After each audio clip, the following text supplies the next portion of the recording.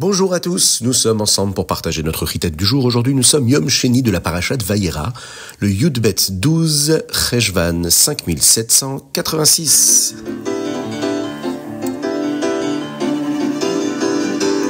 Et nous allons démarrer tout de suite avec notre Chumash. Aujourd'hui, nous allons retrouver Avraham Avinu qui escorte ses invités, les Malachim.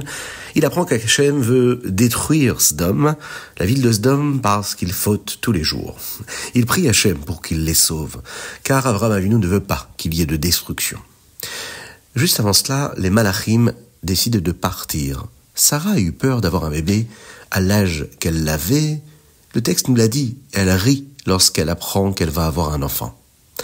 Elle dit « Je n'ai pas ri », mais Hachem lui dit qu'elle l'avait fait. L'ange, lui, qui avait annoncé la nouvelle à Sarah, avait terminé sa mission et était déjà parti. Les deux autres malachim, les deux autres anges regardèrent et virent Sédom, cette ville-là où il y avait une autre tâche à accomplir pour eux, détruire les villes et sauver Lot. Hachem voulait détruire les villes car les gens qui habitaient ces villes-là faisaient beaucoup de choses désagréables, avaient un comportement qui n'était pas du tout convenable.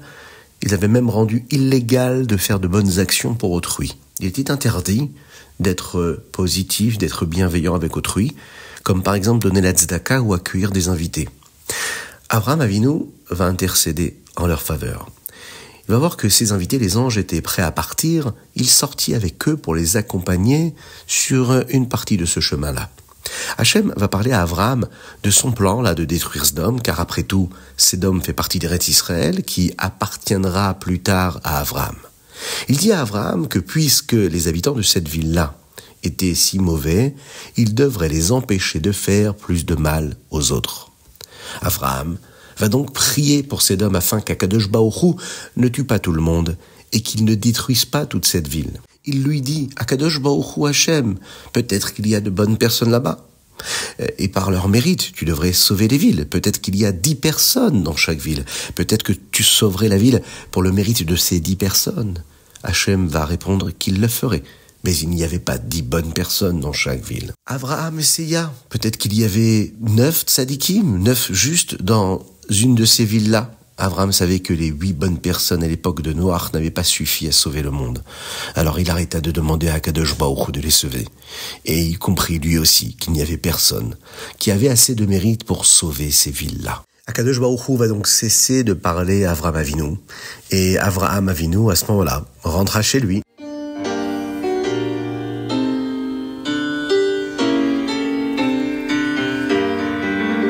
Teilim. Aujourd'hui, nous lisons du 66 au 68 du Teilim Samer Vav au Teilim Samer Chet. Dans le chapitre Samer Vav, le 66, il est dit comme ça. Afar Yam Laya Basha. Akadosh Baruch Hu a transformé l'eau en terre sèche lors de la séparation de la mer Rouge au moment de Kriyat Yam Souf. La Chassidut explique que ceci est similaire à ce qui se passera lorsque Mashiach viendra. Normalement, l'eau recouvre la mer. Lors de la Kriyat Yam Souf, Hachem l'a transformée en terre sèche, et nous pouvions voir tout ce qui se cachait à l'intérieur de la mer. De même, lorsque Mashiach viendra, nous pourrons voir toutes ces choses qui sont cachées dans ce monde dans lequel nous vivons. Le monde entier pourra voir qu'Hachem le crée, et comprendre que nous devons agir de la manière dont Hachem nous demande de nous comporter. C'est de cette façon que nous dévoilons la présence de Dieu. C'est le but de chaque juif ici-bas sur terre, de faire briller Dieu, de le dévoiler, de faire en sorte que sa shrina rayonne dans ce monde-là. Oui, c'est de faire ressortir ce qui se cache, comme si l'on pouvait voir ce qu'il y a dans l'eau, ce que la mer, aussi grande qu'elle puisse être, cache à l'intérieur d'elle. C'est le monde que nous vivons, c'est la vie que nous vivons sur cette terre et qui cache en réalité la présence d'Akadosh Baruch Hu. À travers les mitzvot, nous avons la possibilité donc de dévoiler cette présence de Dieu. Afar Yam Leyabasha.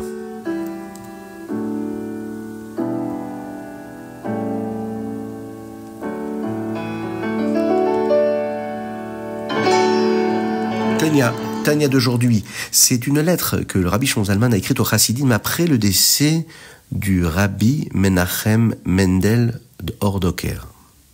De son vivant, les chassidim comptaient sur le rabbi pour donner des conseils, toutes les questions spirituelles et des conseils dans toutes les notions de matérialité. Dans cette lettre, le rabbi Shlomo Zalman les console en leur disant que ces choses-là vont continuer même après son décès ici-bas sur terre.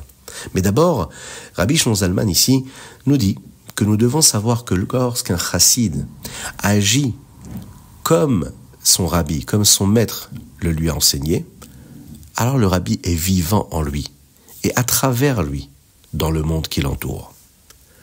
Le rabbi dit aux chassidim d'étudier cette lettre sainte le jour de Yud Shvat, car c'est le jour où le rabbi a pris, lui, la Nesiut, et c'est le jour de la Histalkut du rabbi Yosef Yitzhak. Ça nous aide à comprendre comment un tzaddik vit éternellement, et bien sûr la connexion que les chassidim ont avec leur rabbi, après son décès ici-bas sur terre. Mais un tzaddik continue à vivre, ici-bas, encore plus qu'il ne le vivait avant, lorsqu'il était vivant, dans un corps de chair et de sang.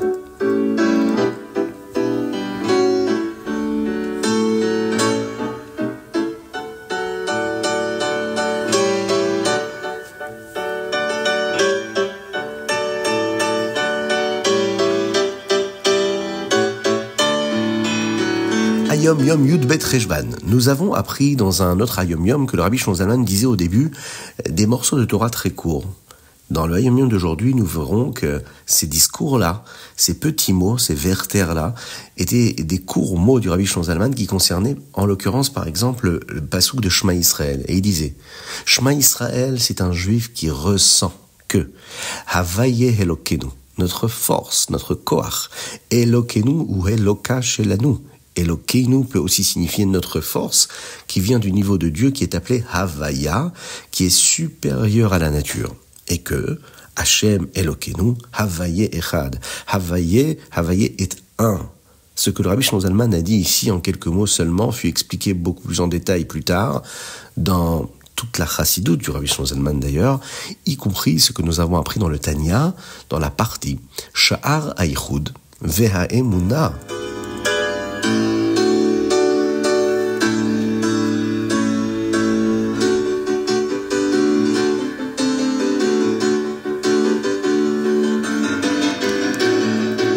Et nous passons au Rambam aujourd'hui, nous sommes dans les Ilichot Gneva. Dans le Rambam d'aujourd'hui, nous apprenons comment rester à l'écart de ce qui constitue un vol. Dans le chapitre Dalet, le Rambam nous enseigne ce qui se passe si quelque chose est volé pendant qu'une autre personne le surveille. Cela n'est considéré comme rendu que lorsque le propriétaire est sûr qu'il l'a récupéré. Dans le 5e chapitre, le Rambam explique qu'il ne nous est pas permis d'acheter ou de vendre quelque chose qui est volé. Si quelqu'un le fait, le propriétaire peut le racheter et faire en sorte que le voleur lui rembourse cet argent. Enfin, dans le chapitre Vav, chapitre 6, le Rambam enseigne qu'il n'est pas permis d'acheter quelque chose qui a probablement été volé. Par exemple, il ne nous est pas permis d'acheter quelque chose d'une personne qui nous dit de le cacher ou d'une personne qui n'a généralement pas ce genre de choses en lui, en sa possession, à moins que nous soyons sûrs que cela lui appartient.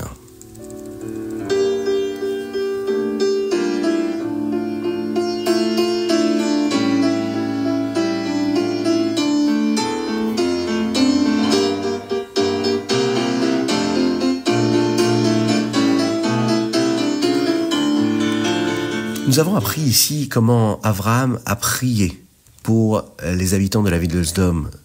Nous avons appris aujourd'hui dans notre Ritat l'importance de prier pour un frère juif. Le mot que la Torah utilise pour dire qu'Abraham est venu prier, c'est le mot vaïgash, et il s'approcha. Rashi explique que ce mot signifie qu'il était même prêt à parler avec des mots forts avec Akadosh Baruch Hu. Cela ne ressemble pas à Avraham Avinu. Avraham avait beaucoup de bonté, de chesed. Il aimait s'occuper d'accueillir des invités. L'Achnasat Orchim, c'était une personne gentille qui était dans le chesed. Comment Avraham pouvait-il être prêt à parler d'une manière forte et surtout à Akadosh Baruch Hu lui-même? Le rabbi de Lubavitch enseigne qu'Avraham Avinu était prêt à faire quelque chose de difficile pour lui afin de sauver une autre personne. Même si sa nature était de parler avec bonté, il était prêt à utiliser la gvura.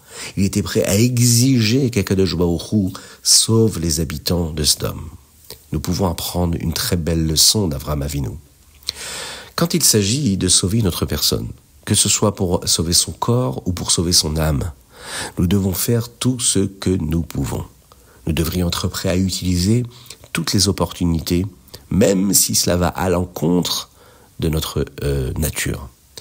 Ce qu'il faut aussi savoir, c'est qu'aujourd'hui, nos frères en Eretz Israël donnent leur vie tous les jours, et on le sait, à travers ce Messirut Nefesh, donner sa vie physiquement afin de sauver un autre juif, afin que chaque juif ici-bas sur terre puisse vivre sa Torah et ses mitzvot. Qu'Akadosh Baruch Hu bénisse et protège, et bien sûr, envoie la Géoula, la délivrance totale, afin que nous puissions tous ensemble nous retrouver à Yerushalayim avec le Beth Amikdash, que vous soyez tous bénis dans tous les domaines matériels et spirituels, avec Be'ezrat Hashem, une belle refoua shelema pour tous les malades du Ham Israël, et parmi eux, Avraham Nissim Ben Sultana et David Ben Sultana. C'était le Chitat du jour, je vous invite à le partager avec le plus grand nombre. Et me dit-on, vous êtes de plus en plus nombreux à l'écouter, à le partager, à l'étudier. Que tous les mérites et la satisfaction qui est nécessaire pour cela vous soient accordés. À très bientôt.